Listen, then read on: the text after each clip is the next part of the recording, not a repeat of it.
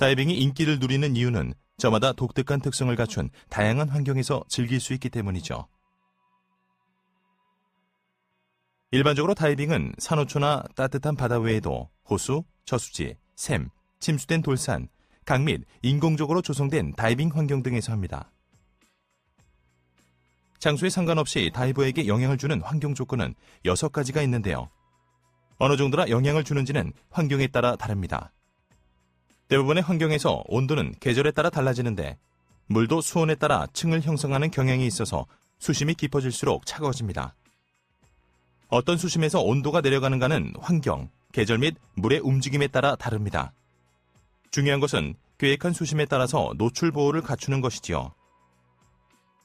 시야 범위는 1m 또는 수피트 정도에서 30m 또는 100피트 이상인데요.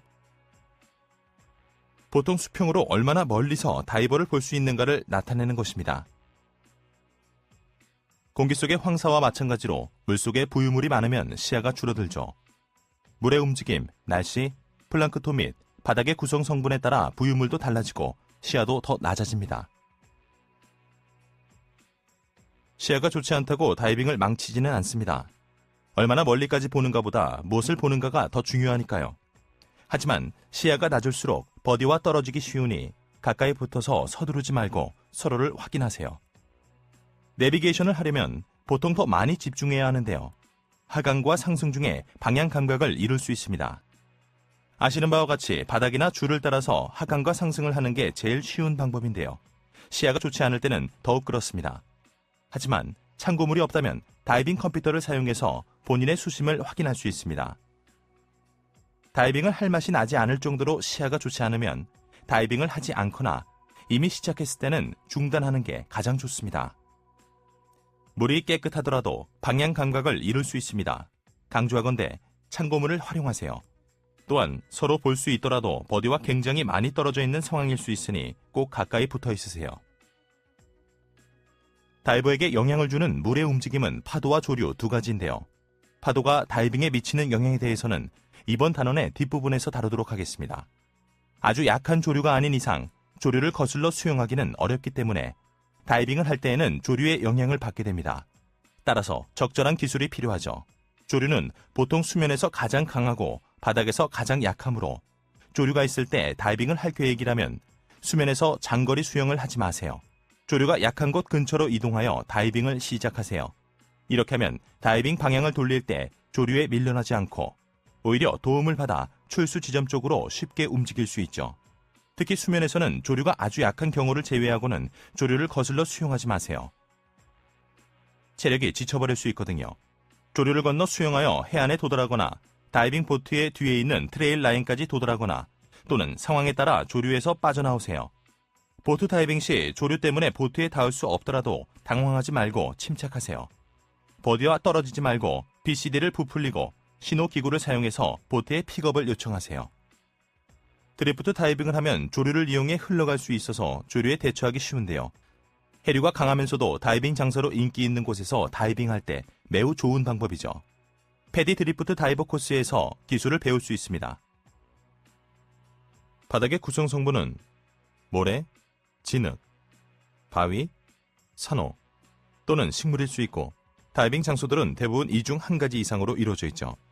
바닥이 어떤 형태이든 가능한 바닥과 접촉하지 마세요. 잘못해서 바닥을 휘젓게 되면 시야가 안 좋아질 수 있기 때문이죠. 또한 자상과 창상을 예방하고 수중 생물들도 보호하기 위함입니다. 유선형 장비를 갖추고 중성 부력 상태로 바닥 위에 머무르세요. 꼭 바닥에 닿아야 한다면 예민한 수중 생물들이나 위험 요소가 없는 것을 선택하여 조심스럽게 착지하세요. 핀 끝으로 접촉하는 정도가 가장 이상적입니다. 바닷가 가까운 곳에 있을 때는 손과 발의 위치에 주의하세요. 해변 다이빙 중에 걸어서 입수 또는 출수할 때는 어느 정도는 바닥에 닿아야 합니다.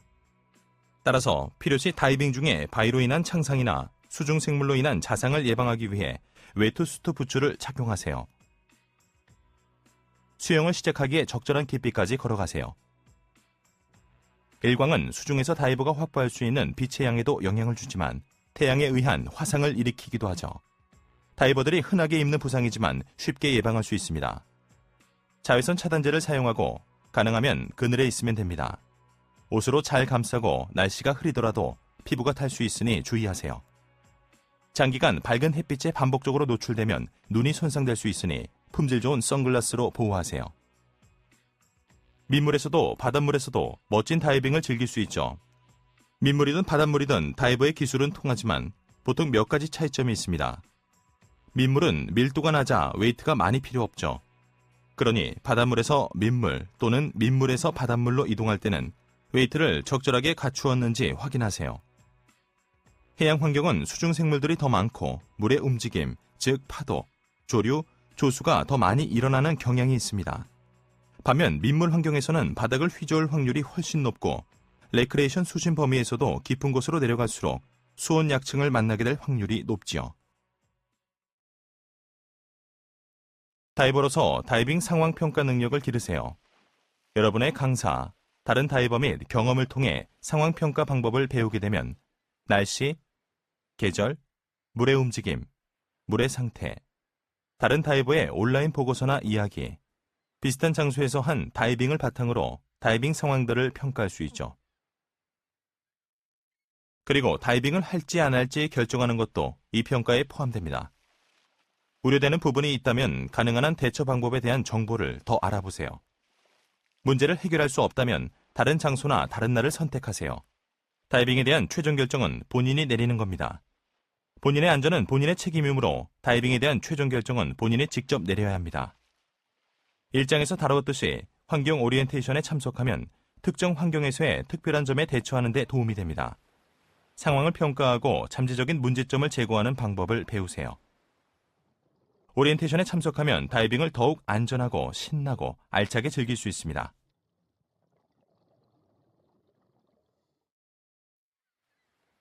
모든 다이버에게는 한계가 있죠. 새내기든 베테랑이든 한계를 넘어서는 안 됩니다. 즉, 자신의 훈련 및 경험상의 한계를 넘지 말아야 한다는 것입니다. 또한 자신이 편안하다고 느끼는 한계 이내에서 머물라는 뜻이기도 하죠. 이것은 중요한 원칙인데요. 지금까지 자료를 보면 개인적인 한계 이내에 있지 않았을 때 각종 사건과 사고로 이어졌음을 알 수 있습니다. 그 이유를 알아볼까요? 먼저, 일부 다이빙 형태의 경우 내포된 위험이 명확하게 드러나지 않습니다. 위험을 인지하고 예방하려면 훈련이 필요합니다. 다이빙 시 안전 불감증이 있을 수 있습니다. 아무 문제도 없으면 때때로 한계를 넘게 되죠. 예를 들어 특별한 훈련이나 장비 없이 난파선에 들어갔다가 나오는 것처럼요. 또한 사람의 심리라는 게 또 그렇게 하고 싶어집니다. 하지만 문제가 발생하면 완전히 무방비 상태이니 대처할 수가 없게 되죠. 불안하여 잠재적 문제를 보지 못할 수도 있습니다. 다이버가 본인의 한계를 넘었다는 것을 알고 너무 긴장한 나머지 다른 문제에 집중하지 못할 때 일어나는 일이죠. 계속해서 교육을 받고 점차 경험을 쌓아서 본인의 한계를 늘려나가세요. 억지로 한계를 넘어서거나 불편할 정도로 다이빙하도록 권하는 동료와 다이빙하지 마세요. 오히려 더 보수적으로 다이빙하라고 하거나 자신의 한계에 맞게 하라고 하는 버디와 다이빙하도록 하세요. 안전뿐 아니라 다이빙을 즐겁게 하려면 걱정하지 않고 자신감 있게 다이빙할 수 있어야 하기 때문이죠. 수중생물을 볼 수 있다는 재미는 바로 다이빙의 특별한 매력 중 하나죠. 어쩌면 여러분이 다이빙을 즐기는 이유일 수도 있겠네요. 수중생물들 대부분은 매력적이고 아름다우며 해롭지 않습니다. 다이버로서 여러분은 수중생물과 수동적 또는 능동적으로 상호작용할 수 있죠. 일반적으로 수중생물을 방해하지 않도록 수동적으로 상호작용하는 것이 좋습니다. 천천히 부드럽게 주변의 수중생물을 배려하면서 이동하세요. 방해하지 않을수록 많은 것을 볼 수 있죠. 능동적 상호작용은 직접 수중생물에 영향을 끼치는 경우입니다. 수중생물을 건드리거나 움직이거나 겁을 주지 않도록 하세요. 일부의 경우는 이유가 있겠지만 능동적 상호작용은 대체로 위험할 수 있습니다. 의도적이지 않았다고 해도 말이죠. 그러니 수동적인 상호작용을 하도록 하세요. 수중생물은 대체로 해롭지 않지만 일부는 부상을 입힐 수 있습니다. 이러한 동물은 대개 찌르거나 침을 쏘거나 무는 그룹으로 분류할 수 있는데요. 찌르거나 침을 쏘는 것들에는 해파리, 불사노 및 비슷한 종, 솔배 간팽이나 쏨뱅이와 같은 가시물고기, 가오리, 성게, 청자고둥이 있습니다.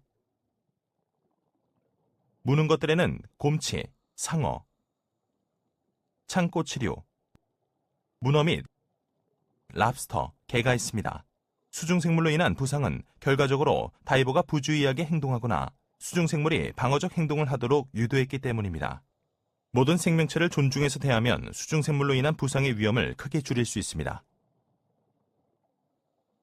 바닥에 닿지 않도록 하고 바닥 접촉이 허용되는 지역이라면 익스포저 수트와 장갑을 착용하세요. 또 손발 위치를 잘 살펴보세요. 수중동물을 건드리지 마세요. 잘 알지 못하는 종류는 특히 조심하세요. 거대한 상어처럼 공격할 가능성이 있는 동물이 있으면 바닷가 가까운 곳이나 근처에서 정지하고 가만히 있으세요.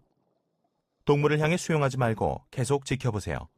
그냥 지나치는 것일 수도 있겠지만 여러분에게 공격성을 드러내거나 과도한 호기심을 보인다면 바닥에서 출수 지점으로 침착하게 수용해서 물 밖으로 나가세요. 수중생물로 인한 부상은 대체로 경미한 경우가 많지만 성가신 것부터 목숨을 위협하는 것까지 범위가 다양할 수 있죠. 어떤 상황에서든 호흡을 최우선으로 삼고 필요한 경우 CPR을 실시하고 심각한 출혈을 처치하세요. 응급처치를 실시한 후 심각한 부상 또는 심각한 반응이 명백하거나 치료가 효과가 없을 경우 응급구조대에 연락하세요. 이러한 유형의 응급사태에 관해서는 패드 레스큐 다이버, 이멀전시 퍼스트 리스폰즈 프라이머리 및 세컨더리 케어 코스에서 자세히 배울 수 있습니다. 수중생물로 인한 부상이라고 하면 보통 동물을 떠올리겠지만 켈프나 기타 식물도 잠재적으로는 위험성이 있습니다. 가장 위험한 것이 엉킴 현상인데요. 키트를 유선형으로 하고 식물이 무성한 지역을 피하세요. 만약에 걸렸다면 뒤로 빠져나오되 회전하지 마세요. 회전하면 식물이 감겨서 상황이 더 악화됩니다.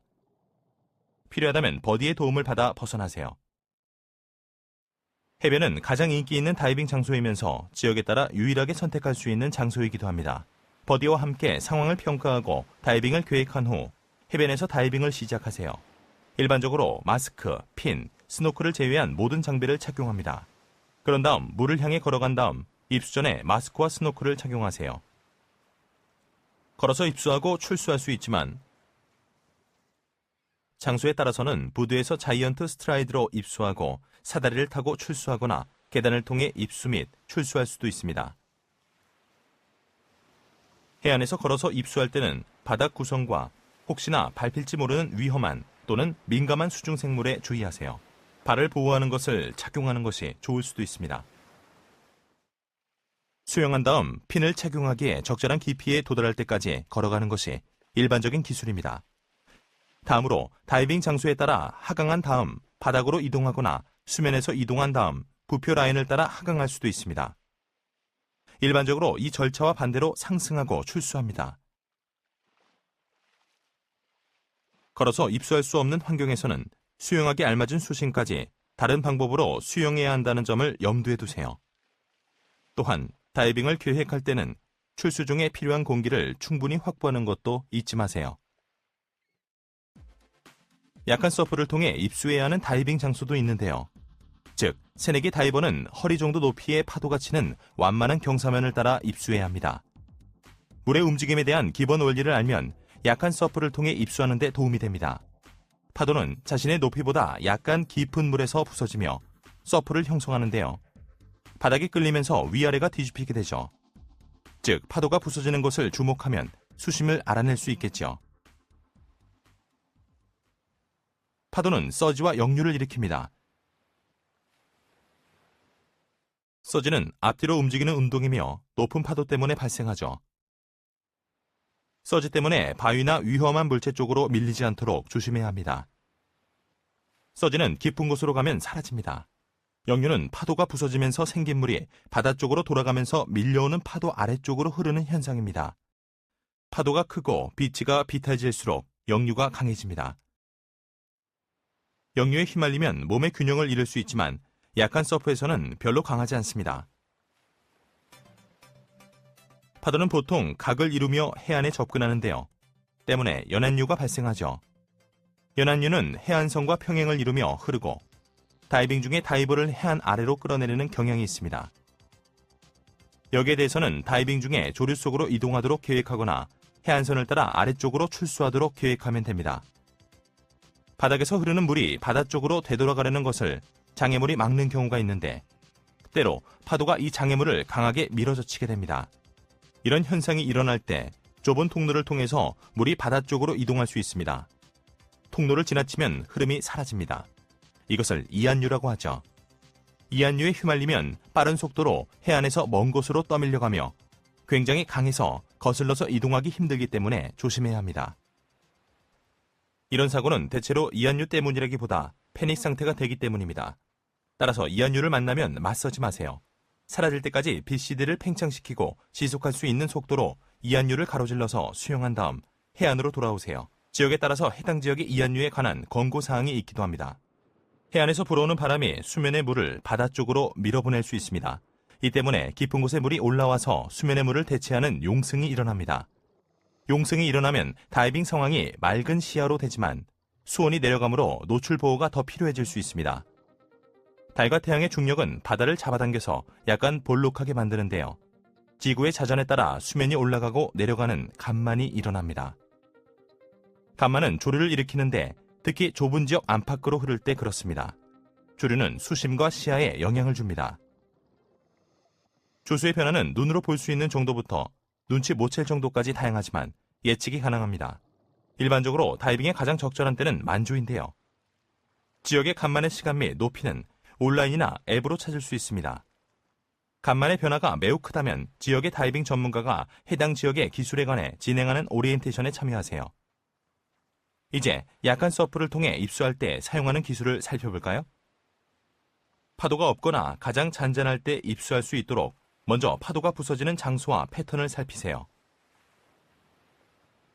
핀을 제외한 모든 장비를 착용하고 호흡기로 호흡하면서 입수하세요. BCD에는 물이 뜰 정도의 공기만 있으면 됩니다. 버디와 함께 깊은 물을 향해 빠르게 걷습니다. 파도가 치면 화면과 같이 서서 안정적이도록 합니다. 또한 마스크나 호흡기가 벗겨지지 않게 주의하세요. 부표, 플로트를 사용한다면 여러분의 뒤쪽에 놓고 끄세요. 수영하기 알맞은 수심에 도달하면 핀을 착용하고 수면으로 수영하여 밖으로 나갑니다. 가능한 한 재빨리 서프를 통과하는 것이 핵심입니다. 하강하기 전에 수면에 조금 더 있을 생각이라면 스노클로 교체하여 공기를 아껴야겠죠. 다이빙이 끝나면 서프 지역 밖의 수면으로 상승한 후 파도의 패턴을 보면서 서프가 약해질 때 해안으로 들어갈 타이밍을 확인하세요. 준비가 완료되면 호흡기로 교체하고 버디와 함께 수면을 통해 해안으로 이동합니다. 걸어갈 만한 깊이에 도달하면 확실하게 서서 걸을 수 있도록 BCD에 공기를 뺍니다.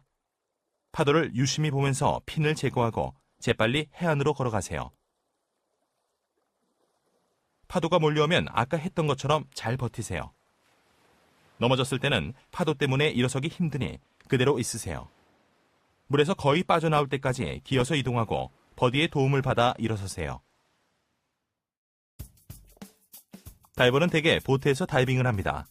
보트 다이빙을 준비할 때는 미리 장비를 점검하고 다른 사람의 것과 섞이지 않게 표시해두세요. 공간이 제한되어 있으니 가방에 넣고 빼기 쉽도록 짐을 꾸리세요. 가장 나중에 필요한 것은 바닥에, 먼저 필요한 것을 제일 위에 놓습니다. 마른 옷, 음료수, 과자, 자외선 차단제, 수건 등 보트에서 필요한 물품을 챙기세요. 다이빙에 대비해서 충분한 휴식을 취하고 잘 먹어두세요. 또 배멀미 예방을 위한 준비도 해두세요. 배멀미는 건강에 장기간 영향을 주는데 드물기는 해도 다이빙을 망칠 수 있죠. 대다수 지역에서 처방전 없이도 적절한 약을 구매할 수 있지만 본인에게 적절한 약이 궁금하다면 의사와 상담하세요. 이동 중에는 밖에서 신선한 공기를 마시며 수평선을 바라보세요. 상태가 좋지 않을 때는 뱃머리에 있지 않도록 하세요. 상태가 악화됩니다. 또한 엔진의 배기가스를 피하세요. 속이 영 편치 않으면 예방 차원에서 다른 사람과 함께 바람이 불어오는 난간으로 이동하세요. 보트 다이빙 때는 출발 시각보다 일찍 도착해서 승무원의 지시에 따라 장비를 보관하세요. 전세 다이브 선박은 보통 출발 전에 점호를 시행하는데요. 이 점호는 안전을 위해 중요합니다. 다이빙을 종료할 때마다 점호 또는 다른 절차에 따라 모두 승선했는지 확인하기 때문이죠. 승무원이 어떤 절차에 따라 진행하든 따르세요. 보트 이동은 몇 분 또는 몇 시간 걸릴 수 있습니다. 이동거리가 매우 짧다면 부두를 떠나기 전에 장비를 미리 갖추세요. 하지만 키트를 준비하되 다이빙 장소에 도착하거나 가까워질 때까지 기다렸다가 버디와 함께 다이빙을 계획하고 수트 및 장비를 착용하는 것이 일반적입니다. 장비를 준비하고 탱크를 완전히 충전했는지 확인하고 나면 장소에 도착할 때까지 탱크 밸브를 잠그고 호흡기를 퍼지하세요. 장비를 들거나 착용한 상태에서 주변을 이동할 때는 조심하세요. 흔들리는 보트 위에서 균형을 잃기 쉽습니다. 잠시 자리를 비우더라도 장비를 반드시 고정해두세요. 파도가 치거나 심지어는 보트가 흔들려 장비가 떨어져서 누가 다치거나 물건을 부수거나 배 밖으로 떨어질 수 있습니다. 이런 이유로 다이브 보트에는 대체로 선박과 고무밧줄이 있습니다. 없을 때는 탱크 위에 키트를 놓아서 구르거나 미끄러지지 않게 막아두세요. 다이빙 장소에서는 다이브 마스터가 볼만한 것들, 잠재적인 위험 요소, 상황 및 기타 정보 등 여러분과 버디가 다이빙을 계획하는 데 필요한 것들에 대해 브리핑을 해줍니다. 당일 첫 번째 브리핑에서는 매 다이빙 전에 반복할 필요가 없는 기본 다이빙 절차, 안전 문제 및 기타 정보까지 다룹니다. 여기에는 보통 다이버 비상 호출 신호가 포함되는데요. 어떤 신호가 있으며 신호를 들었을 때 해야 할 일이 뭔지 알아두세요. 브리핑이 끝나면 상황과 조류 방향을 확인하세요. 다이빙 계획의 작성이나 검토가 끝나면 키트를 착용하고 입수해도 됩니다. 소형보트에서 다이빙할 때는 장비를 착용하고 다이빙 전 안전 점검을 한 다음 백롤로 뒤로 굴러서 입수하세요. 키트를 물에 띄우고 입수한 다음 착용해도 됩니다. 대형 다이브 보트에서는 보통 앉은 상태에서 키트를 착용합니다. 핀을 제외한 모든 장비를 갖추고 버디와 함께 다이빙 전 안전 점검을 하세요. 다음으로 입수 지역으로 이동해서 다이브 마스터에게 입수 준비가 되었음을 알립니다. 핀을 착용하세요. 이때 버디의 도움을 받거나 물체를 붙잡아 몸의 균형을 잡습니다. 입수한 다음 건네받을 특수 장비를 다이브 마스터에게 건네주세요. 일반적으로 승무원이 보트, 상황 및 여러분의 신체 특성에 적합한 입수 기술을 권해주는데요. 대체로 가장 쉬운 입수 기술이 가장 좋은 것입니다. 보트에서 다이빙할 때는 상황과 수심에 따라서 줄을 따라 바닥으로 내려가세요. 다음으로 바닥을 따라서 계획 수심으로 내려가서 앞서 배운 대로 조류를 거슬러 수영합니다. 많은 장소에서 이렇게 하죠. 본인 또는 버디의 시간, 공기 또는 다른 요소가 한계에 다다랐다면 다이빙 방향을 돌려서 되돌아가세요. 줄이 있는 곳에 도착하면 줄을 상승의 보조 수단으로 그 옆에 안전하게 멈출 수 있도록 하세요. 보통 보트 측면에 준비해놓은 막대나 별도의 라인에 매달려도 됩니다. 보트 아래나 측면을 따라 이동할 때는 보트의 프로펠러와 충분한 거리를 유지하세요. 엔진이 정지했더라도 절대 접근하거나 근처에 있으면 안 됩니다. 경계를 소홀히 하면 프로펠러 때문에 참혹한 사고가 일어날 수 있고 종종 목숨을 잃기도 합니다. 언제라도 전속력으로 가동될 수 있다고 생각하고 행동하세요. 안전 정지 완료 후 보트 앞이나 바로 옆에서 수면으로 올라오세요. 부력을 갖추고 승무원에게 괜찮다는 신호를 보냅니다. 조류가 없다면 보트 사다리에서 수면으로 올라올 수 있죠. 공기가 부족하여 보트에서 떨어진 곳에서 수면으로 올라오거나 방향을 잃고 보트를 찾아야 한다면 지나가는 보트를 기다리세요. 적절하다면 수면 신호 기기를 사용해서 자신이 더 잘 보이게 하세요. 수면 바로 아래로 이동하면 안 됩니다. 보트가 볼 수 없어서 부딪힐 수 있기 때문이죠. 수면에 머물며 잘 보이게 하거나 지나가는 보트와 충돌하지 않을 정도로 안전한 수심에 머무르세요. 출수에서 보트에 오르는 방법은 다양한데요. 대형 다이빙 보트에서는 이 장에서 살펴본 사다리 출수법이 일반적이죠. 소형 보트에는 보통 적절한 사다리가 없으므로 물속에서 장비를 벗고 승선한 다음에 장비를 끌어올리는 것이 일반적입니다. 출수에 도움이 된다면 핀을 벗지 마세요.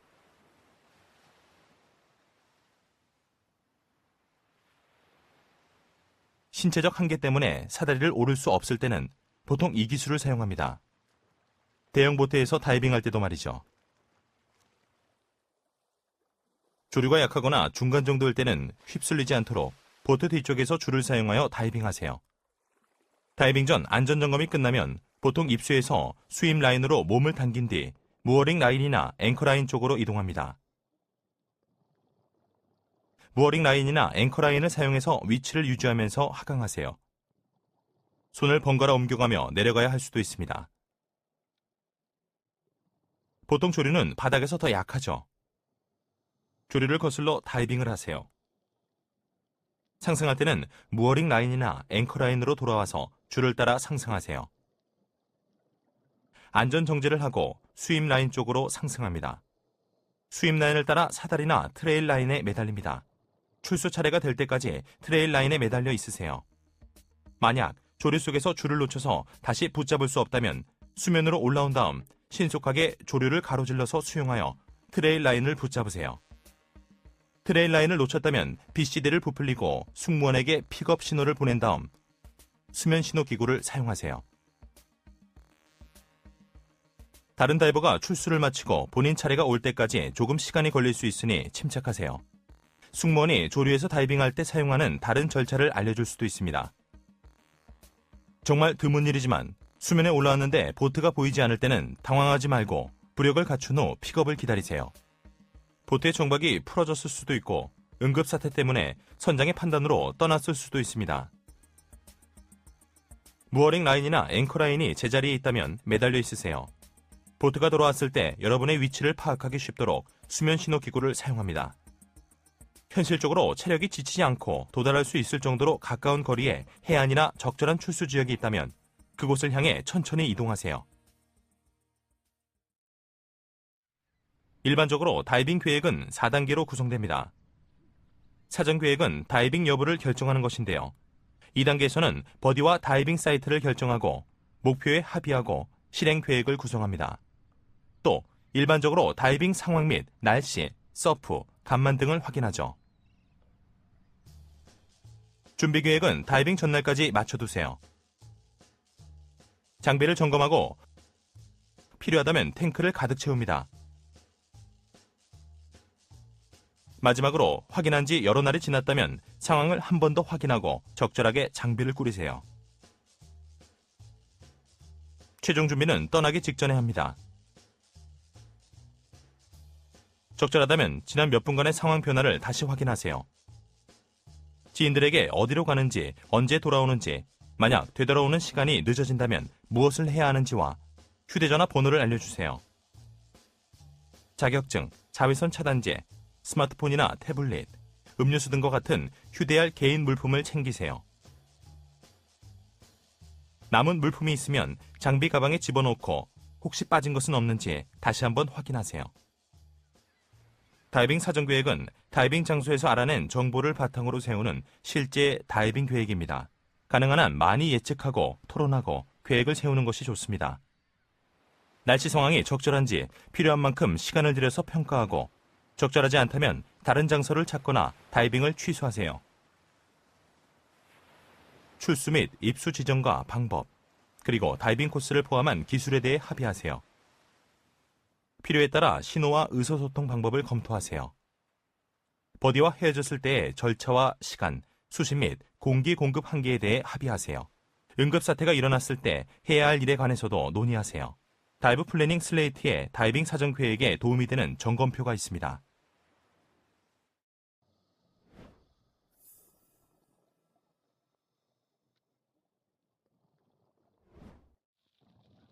다이빙은 다른 스포츠나 활동에 비해 훨씬 안전하지만 그래도 위험 가능성이 있습니다. 사람은 물에서 호흡할 수 없죠. 상식적으로 생각해봐도 물속에 있다는 것은 몇 가지 위험성을 내포합니다. 또한 압축 공기를 호흡하는 것에 관한 몇 가지 위험 상황을 이미 배우기도 했죠. 새내기 다이버가 배우는 내용으로도 보통은 위험을 줄이고 관리에 도움이 되지만 모든 것이 그렇듯 위험 요소를 완전하게 제거할 수는 없죠. 문제 발생 가능성을 줄이려면 자신의 한계를 지키면서 다이빙하세요. 체력을 관리하고 기술을 계속해서 정확하게 연마하세요. 안전 다이빙 지침을 따르고 권장 장비를 보유하며 훈련 받은 대로 행동하세요. 필요 없다고 생각될 때도 말이죠. 스트레스를 받으면 습관대로 하게 된다는 것을 기억하고 문제 예방과 대처에 도움이 되는 습관을 들여놓으세요. 사람은 누구나 실수를 하게 마련입니다. 적절한 절차를 따르고 필수 장비를 갖추면 실수에 대해 어느 정도 여유를 가지고 대처할 수 있습니다. 적절한 다이빙 습관과 장비를 갖추면 그만큼 문제 발생 가능성이 줄고 발생하더라도 사소한 수준에서 끝납니다.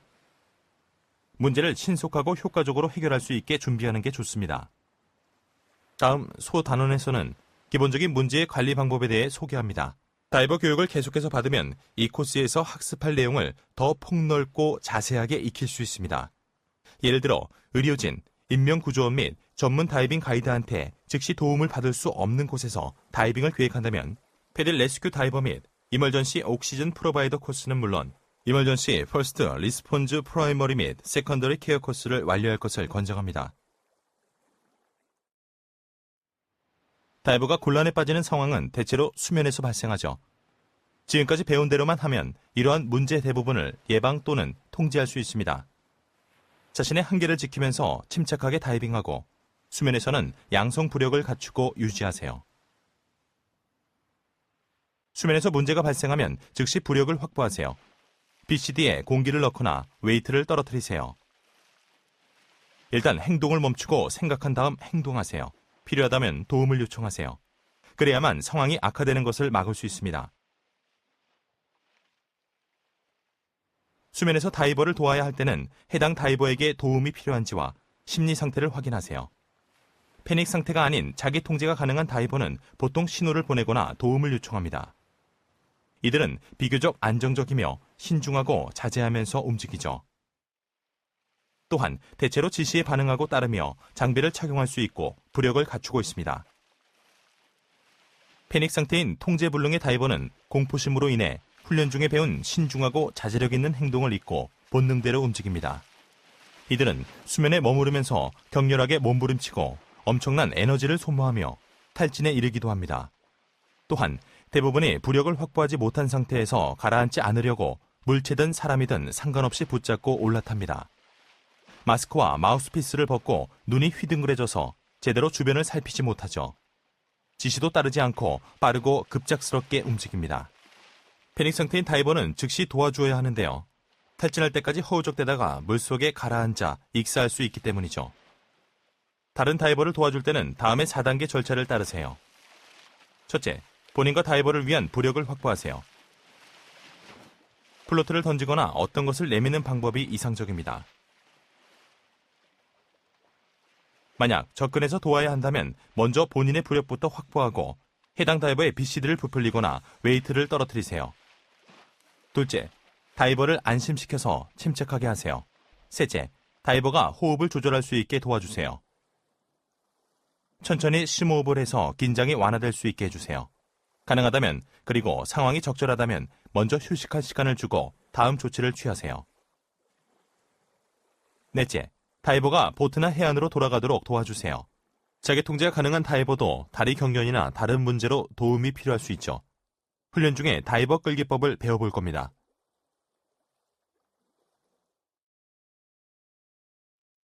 수면에서 반응이 없는 다이버는 물을 들이마셨거나 피로와 탈진 때문에 실신했을 수 있습니다. 또는 심장마비, 폐 과팽창이나 다른 심각한 증세가 나타났을 수도 있습니다. 이럴 때는 즉각적인 조치가 필요한데요. 최우선으로 호흡을 확인하고 필요하면 구조 호흡을 시작해야 합니다. 수면에서 얼굴을 담근 채 떠있는 다이버는 휴식을 취하거나 물속을 관찰하는 중일 수 있지만 무반응 다이버일 수도 있습니다. 의사소통이 잘 되는 버디 사이라면 혼동하지 않지만 화면에서처럼 다이버가 몇 분 이상 꼼짝 않고 떠있다면 반응하는지를 확인하세요.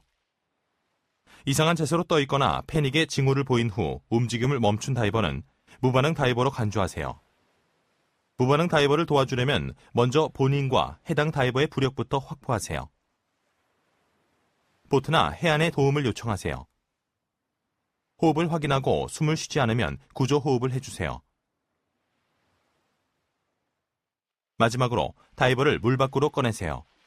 필요하다면 계속해서 구조 호흡을 실시해야 합니다. 물 밖에서 해야 할 일은 조금 후에 알아보겠습니다. 강조하건대 지금까지 배운 대로만 하면 수중 문제 대부분을 예방하고 통제할 수 있습니다. 침착하게 다이빙하세요. 버디와 함께 공기 사용을 계획하고 자주 확인하세요. 또한 경험 및 훈련을 통해 배운 한계를 지키면서 다이빙하세요. 앞서 과로에 관해 배웠는데요. 수중에서 흔히 발생하는 문제이기 때문에 다시 한번 살펴보죠. 여유를 가지고 천천히 깊은 호흡을 하면 과로 예방에 도움이 됩니다. 힘든 활동은 피하도록 하세요. 과로하게 되면 호흡기의 공급 속도보다 더 빨리 공급을 소모하므로 공기 부족을 느끼게 되는데요. 이런 느낌을 무시해서는 안 됩니다. 다이빙을 멈추고 가능하면 해를 입지 않도록 어떤 물체에 매달리세요. 이 경우에는 죽은 산호를 예로 들 수 있겠군요. 안정을 취하고 천천히 숨을 쉬다가 호흡이 돌아오면 속도를 줄여서 다이빙을 계속하거나 가능하다면 다이빙을 중단하세요. 화면에서처럼 스쿠버 호흡기는 고장나면 공기 공급을 끊는 대신 프리플로우가 발생하게 되어 있죠. 프리플로우가 발생한 호흡기로도 숨을 쉴 수 있지만 입으로 마우스피스 전체를 물지 마세요. 공기 나오는 양이 높으면 폐 과팽창이 발생할 위험도 일부 있지만 주된 이유는 입에서 마우스피스가 빠지거나 마스크에 물이 들어갈 수 있기 때문입니다. 대신 이렇게 입술 바깥쪽으로 눌러서 과도한 공기가 빠져나가게 하세요. 도움이 된다면 마우스피스의 한쪽을 입에 문 다음 필요한 공기를 조금씩 마셔서 호흡하세요. 식수대에서 물을 마시듯이 하면 됩니다. 프리플로어 때문에 공기가 금방 고갈될 수 있으니 즉시 상승을 시작하세요. 하지만 상승할 때는 안전 속도를 유지하세요. 당연히 호흡기를 다시 사용하기 전에 전문 서비스를 받도록 합니다. 이 기술은 제한수역 다이빙 4에서 배워볼 겁니다. 수중식물에 관한 내용에서 드물지만 엉킴 현상이 발생한다고 배웠습니다. 낚싯줄, 릴에서 빠진 느슨한 줄, 낡은 낚시 그물도 엉킴의 원인인데요. 이런 문제는 천천히 움직이고 항상 경계하고 이동할 장소를 잘 살피며 키트를 유선형으로 유지하면 대체로 예방할 수 있죠. 엉킴이 발생해도 가지고 있는 공기가 충분하다면 보통 응급 상황으로 보지 않습니다. 주변에 줄이 엉킬 수 있으니 몸을 돌리거나 꼬지 마세요. 이럴 땐 행동을 멈추고 생각한 다음 천천히 침착하게 풀어나오도록 하세요. 버디의 도움을 구하되 너무 심하게 엉켰거나 공기가 부족할 때 절단 도구가 더 빠른 해결책이라면 조심해서 사용하세요. 드물지만 극단적인 경우에는 스쿠버 키트를 벗고 빠져나와야 하는데요. 이 기술은 제한수역 훈련 다이빙 중에 연습해 볼 겁니다. 공기 부족 및 고갈 상황에 대해서는 이미 배웠지요. 리저브 공기를 포함하여 SPG 확인 등 공기 사용 계획을 세워두면 대체로 예방할 수 있습니다. 항상 상승에 필요한 공기가 충분히 남아있을 때 수면으로 향하세요. 물속에서 공기를 소모하는 것보다 수면에서 더 길게 이동하는 게 낫습니다. 공기 공갈 상황에서는 4가지를 선택할 수 있습니다. 첫째, 공기가 조금 남았지만 약간의 호흡 저항을 느낀다면 정상적으로 상승하세요. 주변 압력이 내려가면서 공기가 늘어나므로 호흡이 가벼워지고 수면까지 안전정지 없이 지속적으로 조절하면서 상승할 수 있습니다. 둘째, 예비공기 공급원 상승은 언제나 사용할 수 있는 방법으로 가장 좋은 방법이기도 합니다. 이 방법은 이미 익숙할 텐데요. 훈련 중에 여러 번 연습해 두시길 바랍니다. 가까이 있어야 할 버디와 멀리 떨어져 있고 독립적인 예비공기 공급원이 없으면 현재 수심이 6m 또는 20피트에서 9m 또는 30피트이거나 더 얕다면 시사 또는 조절된 비상 수영 상승법을 활용할 수도 있습니다. 숨을 지속적으로 내쉬어 폐 과팽창을 방지할 수 있도록 아 소리를 내면서 위를 보고 수면으로 수영하면 됩니다.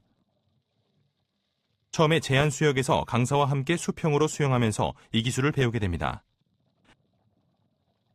안전속도로 상승하고 호흡기와 모든 장비가 제 위치에 벗어나지 않게 하세요. 다이버로서의 스킬 섹션에서 더 자세히 배워보도록 하죠. 버디와 너무 멀리 떨어져 있고 다른 예비 공기 공급원이 없으며 수심이 너무 깊어서 어떻게 해도 수면까지 도달할 수 없을 때는 비상부력 상승법을 활용하세요. 웨이트를 떨어뜨리는 것 외에는 조절된 비상수영 상승법에서처럼 상승하면 됩니다. 안전상승 속도를 넘을 수 있겠지만 바닥에 있는 것보다 훨씬 낫습니다. 아 소리를 내고 수면에 가까워지면 팔과 다리를 옆으로 벌려 저항을 만들어 상승 속도를 늦추세요. 공기 고갈 상황에서 수면에 도달하면 저압 인플레이터가 작동하지 않을 텐데요. 필요하다면 웨이트를 떨어뜨리거나 BCD를 입으로 불어서 부력을 확보하세요. 다이버가 수중에서 반응이 없으면 심각한 응급사태입니다. 수면으로 데리고 나오는 것이 가장 중요하죠.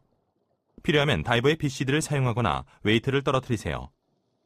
호흡기를 잘 붙잡되 빠져있다고 해서 다시 집어넣느라 시간을 낭비하지 마세요. 안전속도로 상승하세요. 본인까지 위험에 빠지면 도와줄 사람이 없으니 안전을 유지해야 합니다. 다이버의 부력을 통제할 수 없으면 먼저 수면까지 올라가게 하세요. 수면에 도착하면 앞에서 다룬 절차를 따르세요. 무반응이란 의식이 없거나 반응할 수 없거나 일관성 있는 행동이 불가능한 것입니다. 유사 익사나 압력 관련 상해 및 심장마비와 같은 의학적 질병은 호흡곤란, 의식불명, 분별력 흐림, 시각적 문제, 마비, 흉통, 주의력 저하, 심장마비 및 호흡정지 등을 일으킬 수 있습니다. 물 밖으로 나왔다면 무반응을 겪거나 겪었던 다이버를 돕는 것이 최우선인데요. 방법을 알려드리죠. 호흡을 확보하세요. 기도를 확보합니다. 호흡을 계속 확인하세요. 필요하다면 CPR을 실시하세요. 응급구조대에 연락하세요. 일단 지역 응급구조대에 연락하고 해당 지역에 댕과 같은 지역 다이버 이머전시 서비스가 있다면 연락하세요. 다이버가 반응은 없지만 호흡을 계속한다면 평평한 바닥에서 왼쪽으로 눕히세요. 다이버가 반응하기 시작한다면 계속 누워있게 하세요. 응급산소를 제공하고 열이나 추위로부터 보호하여 다이버가 정상 체온을 유지하도록 하세요. 응급구조대가 도착할 때까지 계속 돌봐주세요. 응급치료에 동행할 수 없다면 해당 다이버에 관한 내용을 가능한 한 상세하게 작성하세요. 사고 보고서가 아니므로 다이브 프로필, 응급치료 조치 내용, 비상연락처 정보 및 파악된 질병과 같은 정보만 기재하면 됩니다. 추측이나 짐작이 아닌 사실만 기록하세요. 물이나 물속에서 반응이 없었던 사람은 모두 건강검진을 받아야 하는데요. 유사 익사 등의 경우 시간이 흐른 다음 심각해지면서 사망에 이를 수도 있죠. 이처럼 완전히 회복된 것처럼 보이더라도 24시간 이후에 심각한 상황이 발생할 수 있습니다.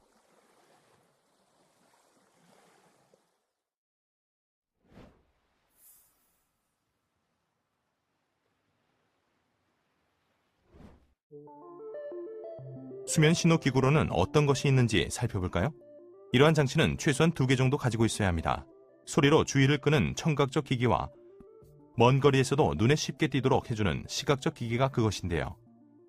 호루라기는 가장 일반적인 청각적 기기죠. 여기에 부착하세요. 걸리적거리지 않으면서도 응급상황 때에 쉽게 사용할 수 있죠. 저압 에어혼, 뿔피리는 탱크 속 공기를 사용합니다. 소리가 매우 크지만 탱크가 텅텅 빌 경우를 대비해 일반 호루라기도 함께 갖춰놓으세요. 공기 주입식 신호용 튜브는 주머니에 딱 들어가지만 펼치면 물 밖에서 1m 또는 3피트 이상 높이가 됩니다. 이것을 사용하면 눈에 훨씬 잘 띄는데요. 특히 거친 파도가 심할 때 유용하죠. DS, MBS, 즉 수중 전기용 수면 마커 부위도 같은 역할을 합니다. 큰 차이가 있다면 수중에서 사용할 수 있다는 점이겠네요. 신호용 거울은 햇빛을 반사해 주의를 끄는데요. 항공기나 보트에 신호를 보낼 때 유용합니다. 신호용 라이트와 플래셔는 다이빙에 맞춰 설계되었으며 야간 다이빙에 적절합니다. 해안 다이빙 또는 보트로부터 다소 떨어진 거리까지 이동할 때 다이빙 부표를 사용할 수 있습니다. 다이빙 부표는 그 위에 쉴 수 있고 다이빙 장소를 나타내주며 액세서리 운반에 도움이 됩니다. 또한 비상시에 뜰 수도 있고 다이빙 깃발을 지지해주죠. 사용 용도에 따라 최적의 유형을 선택해야 합니다. 적절한 릴에 감긴 줄을 이용하여 부표를 끄세요. 느슨한 줄은 엉킬 위험이 있습니다. 줄이 보트나 물체에 엉킬 경우 그냥 놓을 수 있도록 손으로 끄세요. 다이빙 깃발로 보트나 다른 선박에 여러분이 있다는 것을 알릴 수 있죠. 전통적인 다이빙 깃발은 아래에 다이버가 있으니 보트가 피해야 한다는 것을 나타내는데 항로 근처에서 다이빙할 때 이 깃발을 사용하라고 요구하는 곳이 많죠. 알파 깃발은 특정 선박에서 다이버들이 수중에 있어 다른 곳으로 선박이 이동할 수 없다고 알려주는 것입니다. 보통은 보트만 사용하게 되어 있지만 지역에 따라서는 모든 다이빙 활동에 사용하고 부표에 달아놓기도 합니다. 여러분의 다이빙 지역에서는 어떤 것을 사용해야 하는지 강사가 알려줄 겁니다. 깃발이 최소 100m 또는 1야드 거리에서 보이게 달아놓으세요. 지역에 따라 다이버 및 보트가 깃발과 어느 정도 거리를 유지해야 하는지 법규에 정해놓기도 하는데요. 그렇지 않다면 다이버는 15m 또는 50피트 이내에 머무르고 보트는 30m 또는 100피트에서 60m 또는 200피트 정도 떨어진 것이 일반적인 규칙입니다. 모든 보트가 다이빙 깃발을 인식할 거라고 생각하면 안 됩니다. 보트 소리가 크고 가깝다면 지나갈 때까지 충분히 안전한 수심에 머무르세요.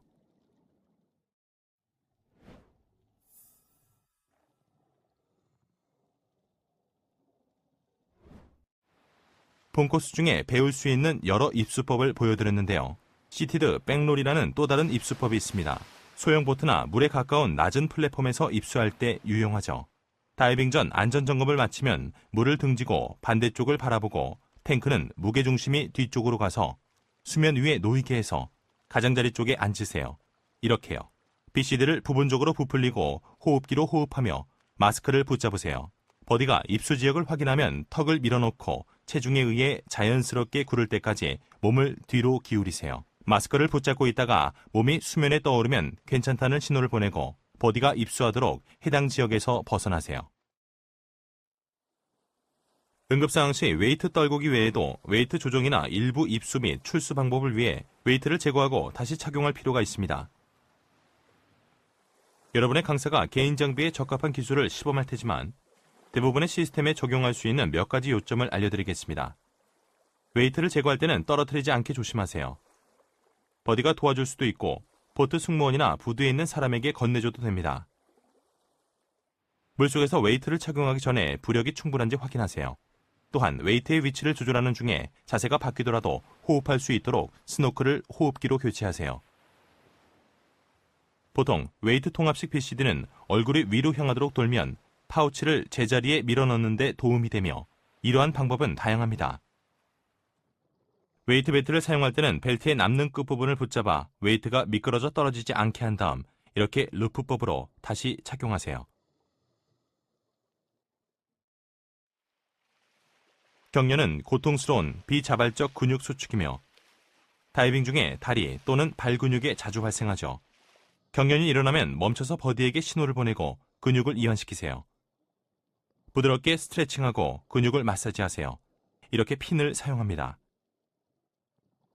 버디에게 경련이 일어나면 이렇게 경련 부위를 누를 수 있는 물체를 건네주면 도움이 됩니다. 몇 분간 기다렸다가 경련이 진정되면 속도를 늦춰서 다이빙을 계속하세요. 기본 부력 조절 다음에는 호버링을 배울 차례죠. 중성 부력을 갖춘 다음 화면에서처럼 조심스럽게 바닥을 차고 올라갑니다. 손이나 핀을 사용하지 않고 호버링 해야 합니다. 숨을 들이쉬고 내쉬는 것에 따라 조금씩 떴다가 가라앉습니다. 호흡의 깊이를 약간 높이거나 낮춰서 조금씩 자세를 통제할 수 있도록 하되 숨을 멈추지 마세요. 요령이 생기려면 연습이 좀 필요합니다. 최소 30초 정도 호버링 할 수 있을 때까지 강사가 연습을 시킬 겁니다. 웨이트를 올바르게 배치하고 중성 부력을 갖추면 트림, 즉 물속에서의 균형을 확인하고 조절하세요. 버디와 함께 수중에서 천천히 물의 중간으로 수영하다가 멈춰서 안정을 취하면서 본인의 몸이 얼마나 적응하는지 살펴보세요. 상대적으로 수평을 유지하고 얼굴은 아래를 향하도록 트림 상태를 갖추는 것이 이상적일 겁니다. 이렇게 말이죠. 발이 심하게 뜨거나 가라앉는 듯하거나 또는 얼굴이 위로 오게 돌면 웨이트와 장비를 조절하여 트림 상태가 좋아지도록 강사가 도와줄 겁니다. 다이빙에 따라 트림 상태를 조절할 수 있도록 이 방법을 차차 배워나갈 것입니다. 피크 퍼포먼스 보이언시 코스에서는 본 코스에서 배운 것보다 좀 더 고급 기술을 배웁니다. 자세한 정보는 여러분의 강사에게 문의하거나 패디닷컴을 방문하세요.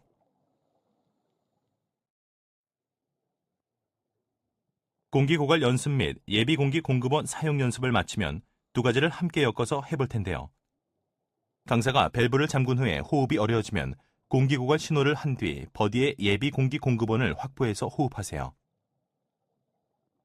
강사가 밸브를 다시 열어줄 것인데요. 어떤 이유가 생겼더라도 본인의 호흡기를 바로 사용할 수 있습니다. 숨을 몇 번 쉬고 안정을 찾은 다음 버디와 함께 공기를 공유하면서 최소 1분간 수영합니다. 이렇게 하면 실제 응급 상황 시 일반적으로 수면까지 올라오는 데 걸리는 대략의 시간 동안 수영하면서 공기를 공유하고 버디와 떨어지지 않도록 연습을 할 수 있습니다. 강사의 지도에 따라 실제로 수면까지 상승하여 완료하세요. BCD를 입으로 부풀려서 공기가 없는 상황에서 저압 인플레이터가 작동하지 않는 것을 연출합니다. 부력을 확보할 때까지 계속 예비 공기 공급원을 사용하세요. 제한수역 다이빙 3회선 C사, 즉 조절된 비상수용 상승법의 연습을 시작할 겁니다. 앞서 여러분은 아 소리를 내면서 위를 보고 수면을 향해 수영하도록 배웠습니다. 모든 장비는 제자리에 있도록 하세요. 제한수역은 그리 깊지 않으므로 강사와 함께 수평으로 수영하며 이 연습을 해볼 것입니다. 즉, 연습에서는 수평으로 수영하면서 전방을 위로 간주하세요. 강사는 옆쪽이나 아래쪽에 있을 것이며 시작 타이밍을 신호할 것입니다. 손을 뻗고 전방을 보며 분당 18m 또는 60피트 속도로 수영하면서 계속해서 아 소리를 내세요. 서두르면 안 됩니다. 최소 9m 또는 30피트 정도 수영할 수 있을 겁니다. 제한수역에서 이 기술을 숙달한 후에는 개방수역에서 강사와 함께 연습해 봅니다. 이때는 안전과 통제를 위해 라인을 사용합니다.